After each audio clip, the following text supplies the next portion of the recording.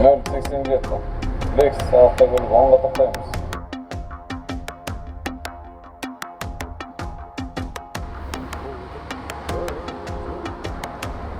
Парасыз қоғам жарқын болашақтың кепілі.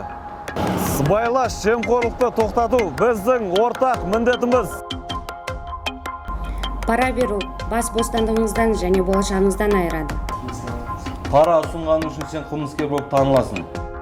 Пара беру Қазақстан Республикасының қылмыстық кодексінің 367 бабымен қарастырылған. Онда мүлкі тәркілеу немесе онсыз белгілі бір атқарып отырған лауазымдарды немесе белгілі бір қызметпен айналысу құқығынан өмір бойына айыра отырып, пара берген соманың 20 еселенген мөлшерінде айыппұл салуға немесе 3 жыл мерзімге бас бостандығынан айыруға жазаланады. Полиция үшін ең қымбат халықтың сенімі, олардың алғысы. Жемқорлыққа! Жемқорлыққа! Жемқорлыққа!